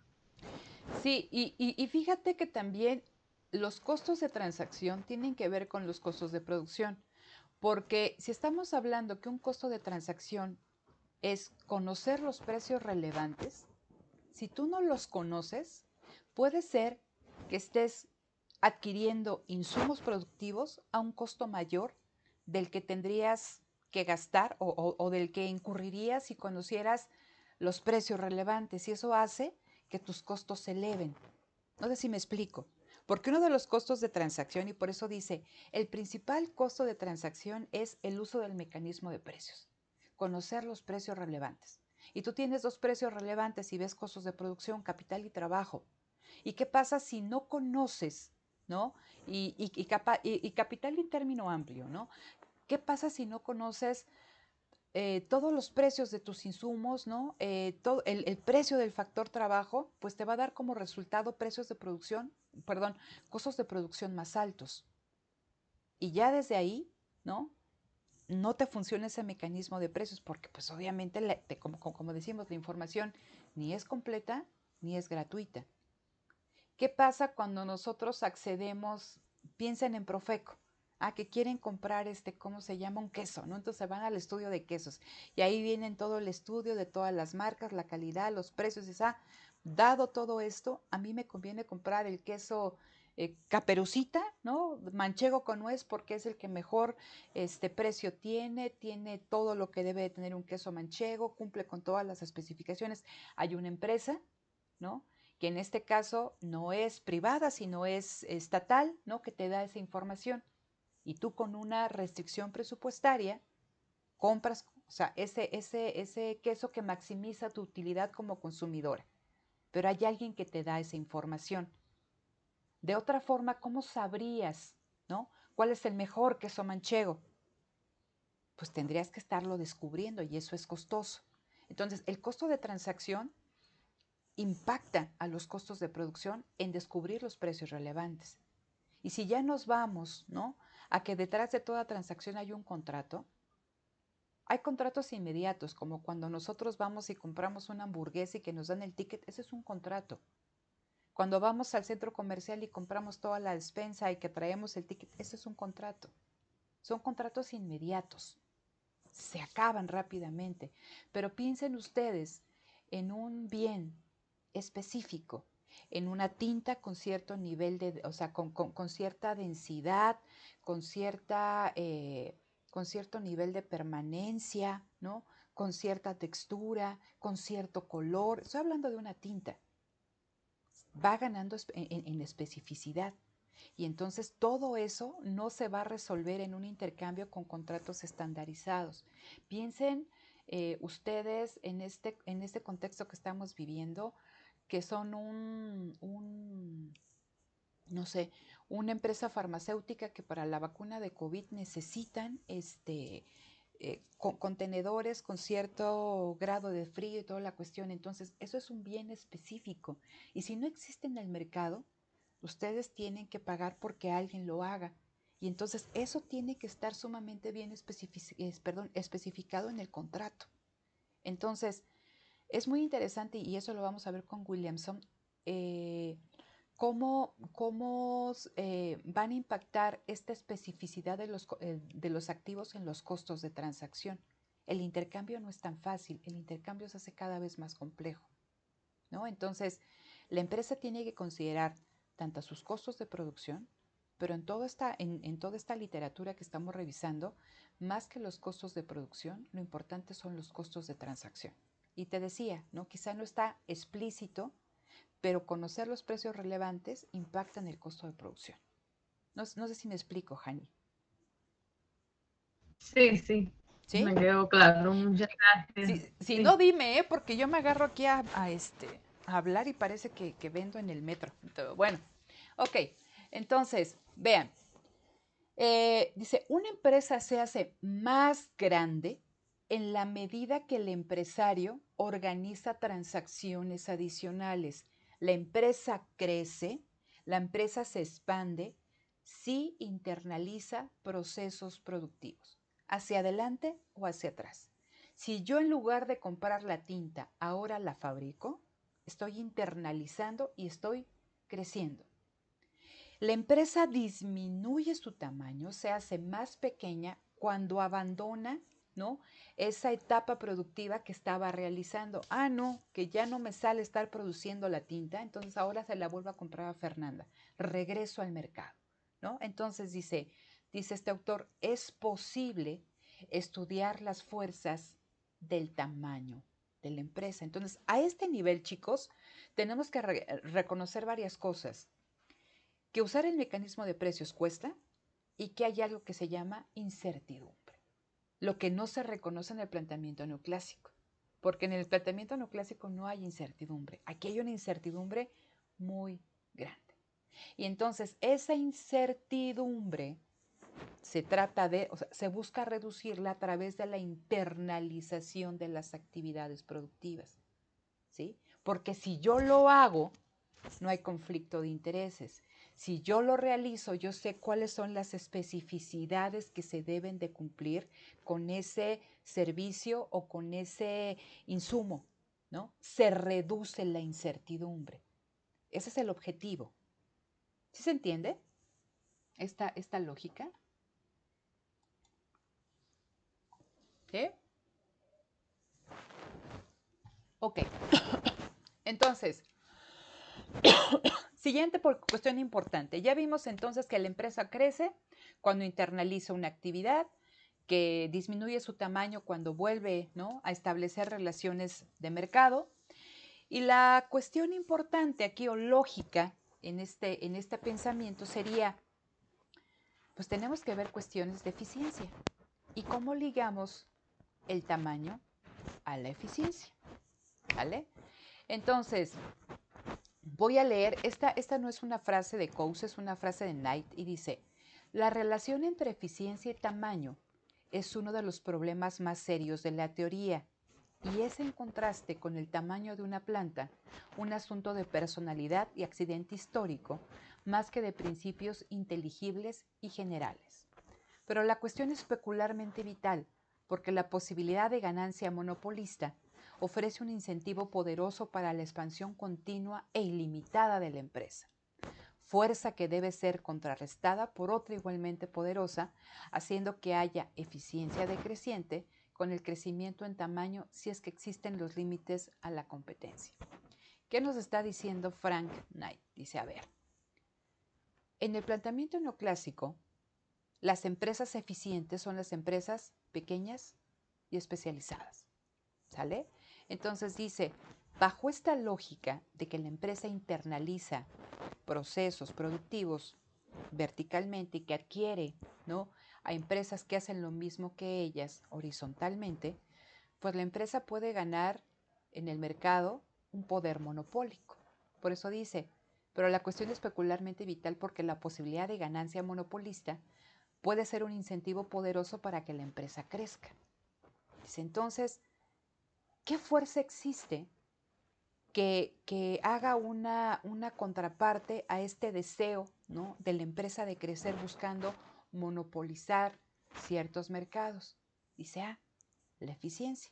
Porque para Knight, entre más grande sea una empresa, menos eficiente se vuelve, ¿no? Entonces, el autor relaciona el tamaño con la eficiencia. Y la lógica sería que entre más grande sea una empresa, es menos eficiente y que las empresas pequeñas son las más eficientes. Y eso lo retoma Coase. Y ahí ustedes pueden ver a dos personas que están en estos monociclos, ¿no?, y con unos bolos, y que son los que vemos muchas veces ahí en las esquinas de nuestra casa. Entonces, si yo me pongo con un bolo, con 2 bolos o con 3 bolos, pues el riesgo de que se caiga alguno de ellos pues no es tan grande. Pero ¿qué pasa si yo en lugar de tener 3 bolos, tengo 5 o tengo 10 o tengo 15 o tengo 20? El riesgo de que alguno de ellos se caiga es mayor. Piénsenlo en lo que estamos nosotros revisando. Piensen que cada una de estas personas que están en el monociclo son empresas. Piensen que estos 3 bolos son actividades que está internalizando la empresa.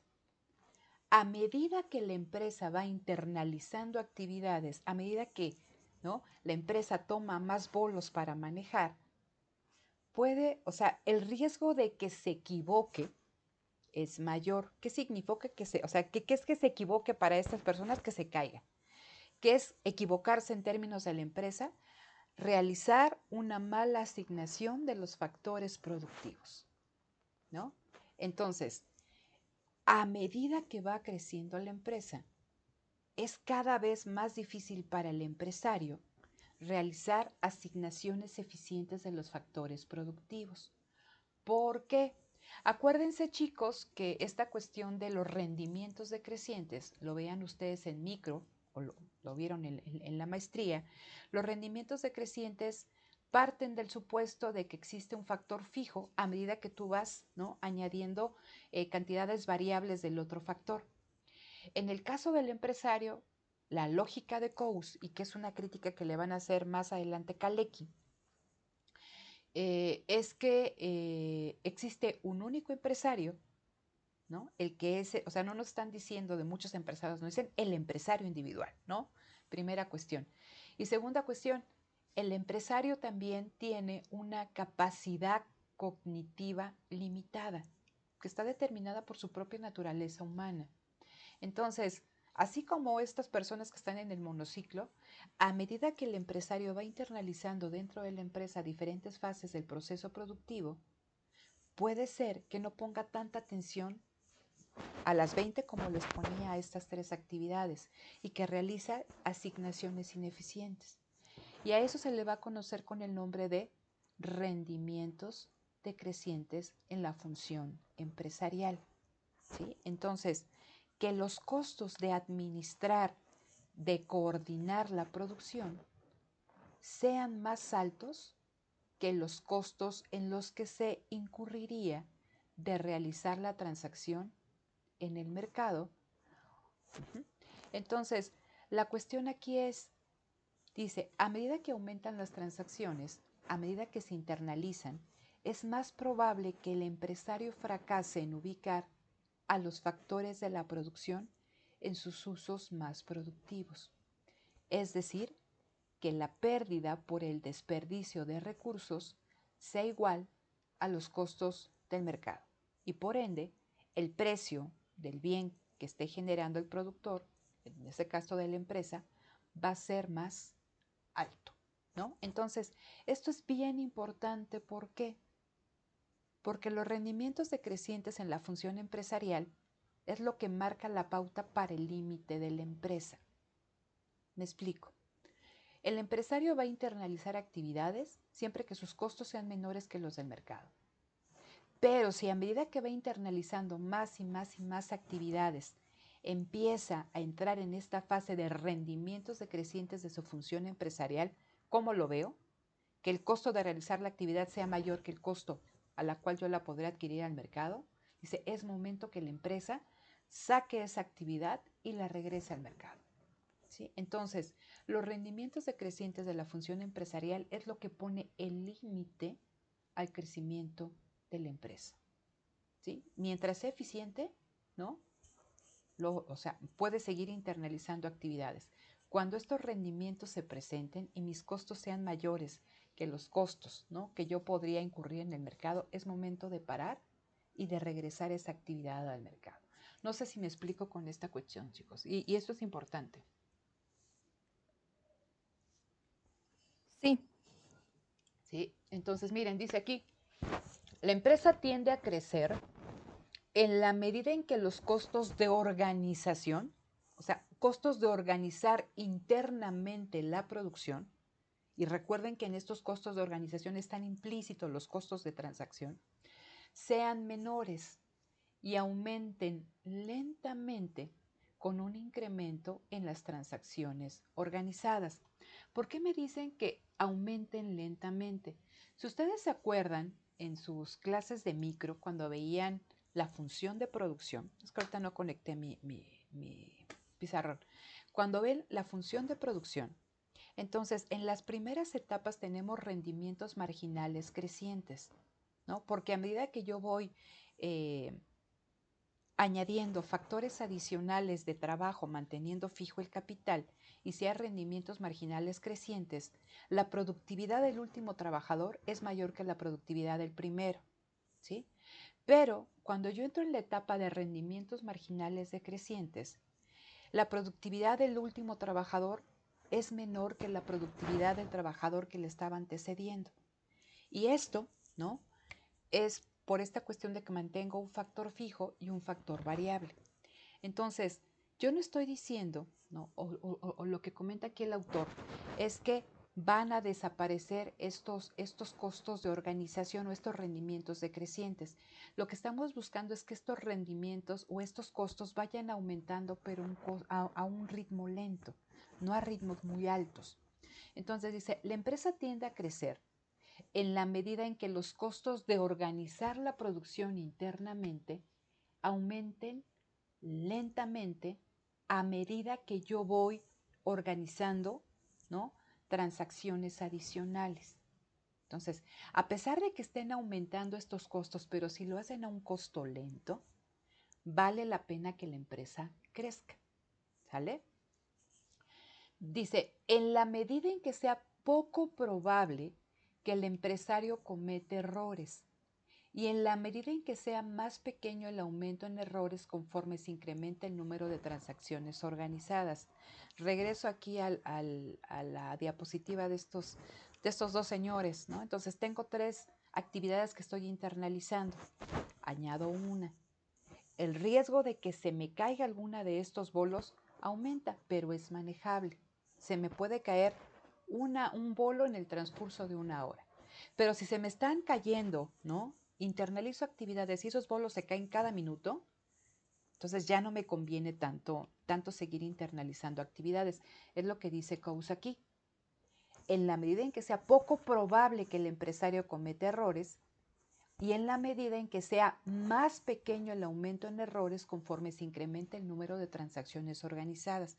A pesar de que se me caiga un bolo en el transcurso de 1 hora o de todo el día, pues vale la pena seguir internalizando actividades.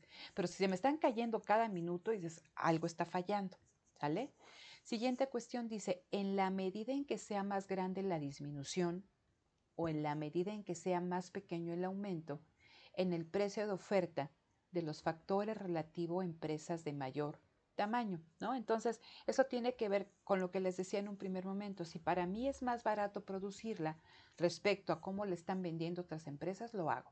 Pero si es más caro, regreso siempre al mercado.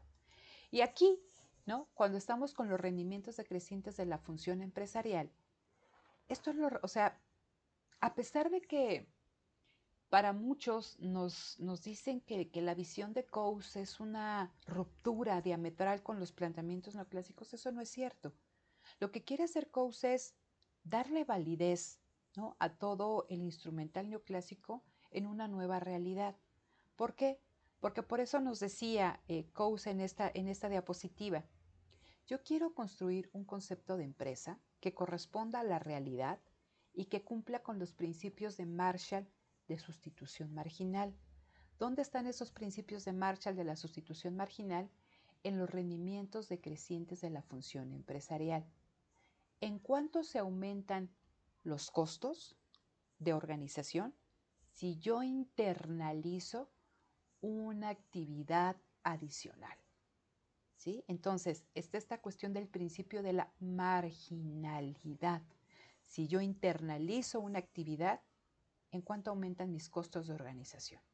Y recuerden que siempre estamos en este trade-off, ¿no?, entre ingreso marginal y costo marginal. ¿Sale? Entonces, a eso se refiere Coase cuando dice, yo voy a dar una definición de empresa, esta empresa grandotota que está creciendo, pero está implícito el planteamiento neoclásico, ¿no?, el instrumental neoclásico. La empresa crece siempre, ¿no?, que sus costos de organización sean menores que los del mercado. Si organizar una actividad adicional es más alta que el precio del mercado, regreso al mercado. Pero ahí está implícito el principio marginal, ¿no? Es simplemente para que lo tomen ustedes en consideración, ¿no? Entonces, bueno, esto me lo salto. Y es lo que hablaba hace un momentito, ¿no?, acerca de cómo puede crecer la empresa. Y aquí nos dan 2 conceptos, ¿no? El concepto de combinación y el concepto de integración. Dice, el concepto de combinación, dice, son transacciones que previamente organizaban 2 o más empresarios y llegan a ser organizadas por uno solo. Dice, integración implica la organización de transacciones que previamente se realizaban entre los empresarios en un mercado. Entonces, cuando estamos hablando de integración, estamos hablando de este crecimiento vertical, ¿no?, un crecimiento hacia adelante o hacia atrás que tiene la empresa. Cuando estamos hablando de combinación, estamos hablando de la fusión, que Bimbo compra a Horowitz, que Bimbo compra a Tea Rosa, que Bimbo compra, ¿no?, a empresas que previamente, dice, organizaban una transacción y que ahora las organiza uno solo, ¿no? Entonces dice, son conceptos que pueden explicar el crecimiento por estas dos vías, haciendo manejable el total de la estructura competitiva mediante la técnica ordinaria del análisis económico. Y después venía una fase de Knight, ¿no? Que finalmente cuando estamos hablando de todos estos procesos, ya sea de integración y de combinación, pero más del ámbito de la combinación, estamos hablando de una centralización del capital, que eso lo podemos platicar la siguiente clase si nos da tiempo, ahí con los conceptos de Marx de concentración y centralización, pero es muy interesante, ¿no? Dice, un proceso de concentración es inevitable, ¿no? Entonces, ok, déjenme ver aquí nada más. Déjenme ver aquí. Ok, acá, nada más. Y con esto cerraría, ¿no? Entonces, ¿qué vamos a entender por costos de transacción? Costos de investigación y de información, ¿no? Descubrimiento. Dice, son los costos en que se incurren en determinar si el bien necesitado está disponible en el mercado. Es decir, yo necesito trabajo. Yo necesito el trabajo de ingenieros mecatrónicos que hablen chino, ¿no? Entonces, primero saber si existen ingenieros mecatrónicos que hablen chino en la localidad donde yo estoy. Ahora, ¿todos compran lo mismo? O sea, ¿todos cuestan lo mismo? Por eso dice, son los costos incurridos en determinar si el bien necesitado está disponible en el mercado. ¿Quién tiene el menor precio? ¿En dónde está? Entonces, no es de que la información esté disponible ni esté gratuita, genera costos, ¿no? Dice, incluye la prospección, comparación de la relación calidad-precio de las diferentes prestaciones propuestas, ¿no? Hacer un estudio de mercado. Dice, también son costos de negociar y de decidir. Dice, son los costos necesarios para llegar a un acuerdo aceptable a ambas partes, ¿no? Que están en la transacción. La redacción del contrato. Vigilar que se cumpla el contrato, que se esté ejecutando. Ese es el concepto de costo de transacción, ¿no? Para este autor. Entonces, no sé si tengan alguna duda hasta aquí, estimados.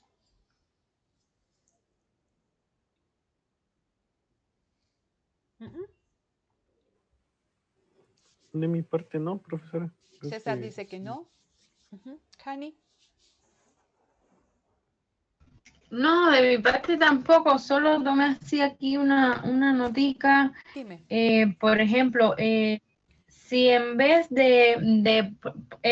o sea, sería en la parte de cuando internalizo, si en vez de comprar lo produzco yo misma, entonces estoy internalizando y entonces la empresa crece. Pero en el caso de que esto no me abarate costos, entonces es en el único momento en el que voy a regresar al mercado. ¿O hay otras razones?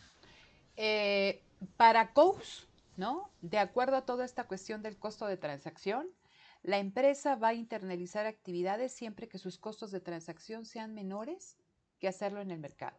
Porque fíjate, si tú contratas, tú eres una empresa y te digo, en esta lógica que estamos platicando de que compras pintura, pues igual puedes tener tú un contrato con Fernanda y con otros 5 proveedores de pintura. Entonces, hay un riesgo, como les decía, de que el producto que te den no cumpla con todas las especificaciones que tú pediste, ¿no? Que están establecidas en el contrato. Entonces, ahí ya te genera un problema porque tienes que establecer cuestiones legales para que te cumplan con las condiciones, con el producto, con la cantidad, si diste algún anticipo, etc. Eso ya te genera un costo que es adicional a tus costos de producción. Ahora, ¿cómo sabes que esos 5 proveedores de pintura son los mejores? ¿Qué tal si hay más, pero tú no lo sabes? Entonces es descubrir los precios relevantes. Entonces hay mucha información, ¿no? Que tú tienes que conocer y que es costoso. Y hay incertidumbre en torno a esto. Entonces, la incertidumbre se reduce y los costos de transacción se reducen cuando la empresa internaliza esa actividad, ¿no? Entonces, la empresa va a crecer a medida que los costos de transacción sean más bajos que lo que implicaría estarlo comprando en el mercado. Y entra aquí esta cuestión de los rendimientos decrecientes en la función empresarial. Si a medida que yo voy internalizando el riesgo de que me equivoque, ¿no? Es bajo, no quiere decir que no me voy a equivocar, pero, o sea, el riesgo siempre está ahí patente, pero es un riesgo bajito. Sigo internalizando actividades, una actividad a la vez, ¿no? Y comparo ingresos marginales versus el costo marginal de estar internalizando esa actividad. Cuando se equiparan, ¿no? Cuando el ingreso es igual que el costo, puede ser que la empresa siga decidiendo realizar ese proceso. Pero cuando, o sea, pasa, ¿no? Al costo, ¿no? Al costo de transacción que tú tendrías en el mercado, es cuando tienes que dejar esa actividad y regresarla al mercado, ¿no? Y que se dé ese intercambio especializado. Entonces, al final es lo que marca la pauta ante el crecimiento de la empresa, ¿no? Pero sí te tienes que fijar en o sea, el concepto central con COUS y con todo lo que vamos a ver es el concepto de costo de transacción. Y vamos a ver el papel que juegan los contratos, y eso es con Williamson, respecto a reducir estos costos de transacción, ¿no? ¿Perfecto? Sí, ¿Sí? perfecto. Perfecto, dice Hani. Gracias, sí. Ok, los Sí. demás, Carlos, Luz, Ale, Daniela, Fernanda, Profesora, Cristian, dime. o sea, yo entiendo que precisamente por esto, o sea, porque los costos de ciertas transacciones dentro de la empresa son mayores de llevar las transacciones dentro del mercado, es por eso que la coordinación administrativa no se interpondría en todos los casos, ¿no? Es Claro, así, ¿no? Es por ello. claro. Ah, ok. Y imagínate que tú eres una empresaria y te digo, eres dueña de Andrea, ¿no? Y tú comprabas antes todo. Y ahora dices, yo voy a producir la pintura. Ah, yo voy a producir, ¿cómo se llama? Los herrajes o todos los cierres que yo necesito. Yo voy a producir las suelas y para producir las suelas necesito cuero. Entonces tú vas internalizando actividades. Ojo, y eso lo vamos a comentar la siguiente sesión. Que las transacciones dejen de hacerse en el mercado no significa que no se den dentro de la empresa. No sé si me explico. Porque también dentro de la empresa hay clientes, ¿no? Y hay proveedores. La cuestión sería aquí que todos tendrían la misma función de utilidad. Es decir, dado que todos somos parte de Grupo Andrea, pues todos trabajamos para que Grupo Andrea crezca. Pero también se dan mercados dentro de la empresa. Y también hay costos de organizar esa actividad. O sea, yo tengo que estar organizando cómo se desenvuelve una empresa adicional a la mía. O sea, es Grupo Andrea y ahora una empresa que fabrica tintas. Y hay costos de organizar la producción. Pero si esos costos de organizar la producción son menores que los costos de transacción en los cuales yo incurriría de hacerlo en el mercado, hago la transacción, a pesar de los costos que ello me implica. Internalizar no significa que no va a haber costos, pero estos costos van a ser menores. No sé si me explico. ¿Sí? O sea, se crea un mercado dentro de la empresa y hay que organizar esa producción. Lo mismo, si ahora les decía, vamos a tener una empresa que hace los cierres, hay que organizar la producción de cierres dentro de la empresa y eso genera costos. Pero si esos costos de organizar la producción son menores que los costos de transacción de comprar esos cierres en el mercado, internalizo la actividad, ¿no? Entonces siempre está, les decía, ese trade-off entre beneficios, ¿no? Y costos. Entonces siempre está comparando la empresa.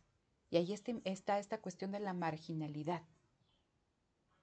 ¿Sí se entiende? ¿Sí? Ok. Ale, Carlos, bueno, César me dijo que sí. Daniela, Jennifer, Cristian, Fernanda. No sé si queda claro esta lectura un poquito más. Sí, a mí sí ya me despejó varias dudas que tenía, entonces creo que no andaba tan perdida. Ok. ¿Los demás? Profesora, Dime. yo tengo una pregunta. Uh-huh. Aquí, por ejemplo, en el artículo tanto de Fernández como en el de Cox, ¿son los mismos costos que se consideran o son diferentes? ¿Son los mismos costos que se consideran o son diferentes? A ver, cuando estamos viendo la teoría neoclásica y dado que la información está disponible y no tiene costo, estamos haciendo referencia únicamente a los costos de producción. Pero dado que la información ni está disponible ni es gratuita, ¿no? hay costos distintos a los costos de producción, que son los costos de transacción, que fueron los que les hablaba en la última diapositiva. Descubrir los precios relevantes, redactar el contrato, firmar el contrato, negociar el contrato, vigilar el cumplimiento del contrato. No tienen que ver con la producción, porque un costo de producción, o sea, un costo de producción es aquello que deriva de producir algo. Aquí no estamos hablando de producción. Aquí estamos que son costos que derivan del intercambio, de comprar insumos. Esas serían las fallas que tiene la teoría neoclásica, entonces. Eso a los que les llaman las fallas. Es una falla de mercado en el sentido, ¿no?, de que no hay información y que esta es costosa, que no es gratuita. Ok. ¿Sí? Entonces vamos a platicar de qué manera podemos, y eso es interesante, nada más para que lo tengan en mente. El paradigma ideal siempre va a ser el intercambio entre empresas pequeñas y especializadas. ¿Sí? Estas empresas existen porque hay costos para conocer la información y costos de transacción. La siguiente pregunta es, ¿cómo le hacemos para que estos costos de transacción se reduzcan y podamos regresar al mercado? ¿De qué manera hacemos, o sea, de qué manera podemos crear un entorno en el cual los costos de transacción sean cada vez más menores, que no sea necesario que existan este tipo de empresas y que podamos regresar a un intercambio especializado? Entonces eso es lo que viene en las siguientes lecturas. Ok, no sé si tengan alguna duda adicional, de alguna pregunta. No tenía yo aquí mi cuestionario, entonces no sé si tengan duda en alguna pregunta. Sí, profesora, con respecto a lo que decía Daniela, o sea, lo que yo, el criterio que yo tengo es que en este caso estos costos de transacción serían costos adicionales que la teoría neoclásica no considera o no tiene en cuenta, dado que considera que la información es perfecta. ¿Sería así? Claro, y te digo que la información es perfecta y que hay racionalidad perfecta. Entonces, ¿qué implica la racionalidad perfecta? Que no solamente conoces esa información, sino que eres capaz de vislumbrar, ¿no?, todos los estados posibles, que los puedes comparar y que tomas la mejor decisión. Aquí estamos hablando de que este empresario tiene una racionalidad limitada, ¿no? Entonces, su racionalidad cognitiva es limitada. Entonces, por eso está presente la ley de los rendimientos decrecientes, ¿no?, en este caso de la función empresarial. Porque a medida, ¿no?, que tú vas internalizando actividades, el riesgo de que te equivoques es mayor. Y eso te va a marcar el límite, o sea, hasta dónde creces, ¿no? Entonces, hay costos de producción, hay costos de transacción y hay costos de organización. Si tú internalizas una actividad, hay costos que se generan dentro de la empresa por organizar esa actividad. Pero si esos costos son menores a estos costos de encontrar el precio, de la incertidumbre, ¿no?, del contrato, si son menores que lo que tú incurrirías o de los costos en los que incurrirías de realizar la transacción en el mercado, hazla, internalízala, porque tus costos de organización son menores. Pero a medida que tus costos de organización sobrepasan a los costos de transacción, es momento de regresar al mercado. Por eso hacíamos la diferencia, o sea, o marcábamos la diferencia en que son mecanismos alternativos de coordinación de la producción y que la existencia de uno no nulifica al otro. Siempre puedes regresar al mercado, ¿no? O sea, son mecanismos alternativos. No sé si queda claro. ¿Sí? Sí. ¿Alguien más, chicos? ¿Alguna otra duda o vamos bien hasta aquí? Por mi parte está bien. Sí, Una duda Fernanda. técnica. Ok. ¿El siguiente lunes Dime. la vemos en este horario o regresamos a las 9? No, fíjate que es en este horario. Bueno, ahorita hubiera sido un poquito más adelante. Ya no le quise mover. Bueno, a ver, déjenme. Aquí termino y detengo la grabación.